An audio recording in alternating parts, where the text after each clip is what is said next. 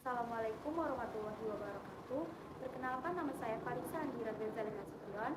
Saya dari kelas 12 IPA 3 ingin mempresentasikan materi saya asal-usul bumi.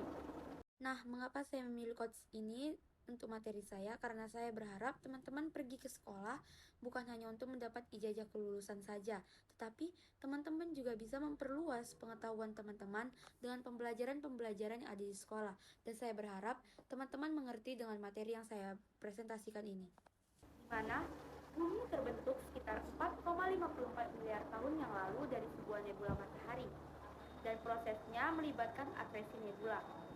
Pada awalnya bumi berupa bola pijar yang sangat panas, namun secara berangsur-angsur bumi mulai mendingin dan membentuk lapisan kerak bumi. Asal mula kehidupan di bumi masih menjadi misteri. Namun sekitar 3, miliar tahun yang lalu kehidupan mulai terbentuk di bumi dan mengalami evolusi yang sangat panjang hingga saat ini. Yang pertama ada teori Big Bang. Teori Big Bang pertama kali dikemukakan oleh seorang astronom bernama Georges Lemaitre pada tahun 1927. Ia mengatakan bahwa alam semesta dimulai sebagai satu titik tunggal. Penemu teori Big Bang ada 3. Yang pertama ada Robert A. Millikan, kedua ada Georges Lemaitre, dan ketiga ada Albert Einstein pada tahun 1933. Di mana teori Big Bang ini menjelaskan tentang bagaimana alam semesta dimulai dari satu titik tunggal yang sangat panas dan padat, kemudian mengembang hingga membentang jauh. Berikut ada gambar dari teori Big Bang. Yang kedua, ada teori kabut atau nebula. Teori ini sering juga disebut dengan teori kabut Cantelage.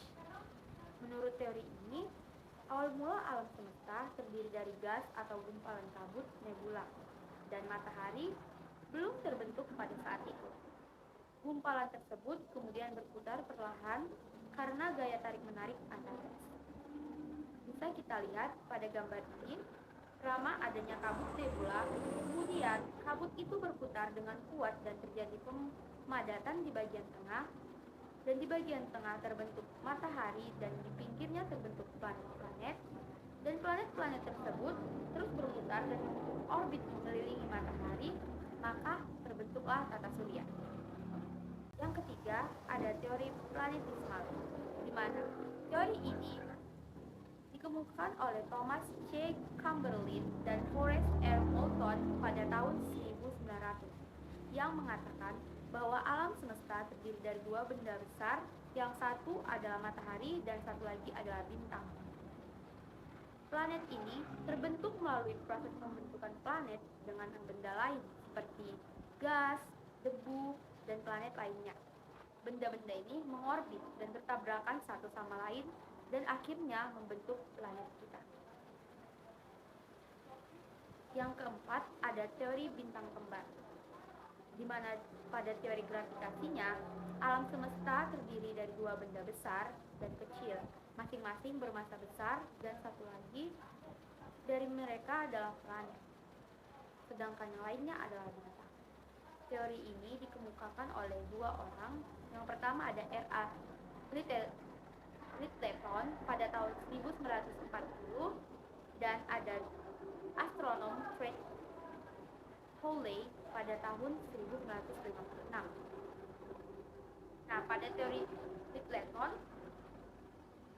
bahwa alam semesta terdiri dari 2 benda masif, salah satunya adalah meteor dan planet masif, yang berupa gas, debu, dan serpihan yang menyebabkan benda lain bertabrakan dengannya.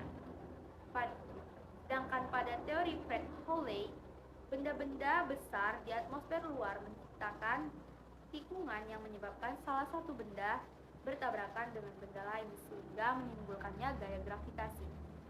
Ini ada gambar bintang pertama dan bintang kedua dari teori planetisme.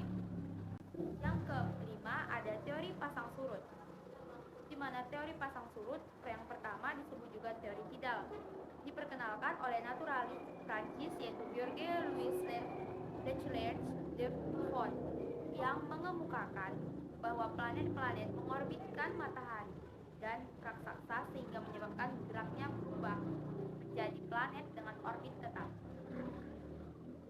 kita lihat gambarnya. Dan yang terakhir ada teori awan debu, di mana teori awan debu ini juga disebut dengan the dust cloud theory. Pada awalnya dicetuskan oleh Carl Friedrich von Weizsäcker. Kemudian teori ini disempurnakan lagi oleh Gerhard Peter Kuiper. Pada dasarnya mereka mengatakan kalau tata surya terbentuk dari gumpalan awan dan debu dengan jumlah yang sangat banyak, yang berputar menyerupai cakram lalu berubah bentuk menjadi planet dan matahari. Nah, awan debu ini prosesnya yaitu pemampatan dan penggumpalan partikel debu tertarik ke bagian pusat awan membentuk bola dan lama-kelamaan menjadi cakram. Dan bisa kita lihat gambar dari planet awan debu. Sekian hasil presentasi saya. Saya harap teman-teman dapat menjawab kuesioner yang saya berikan nanti. Dan terima kasih. Assalamualaikum warahmatullahi wabarakatuh.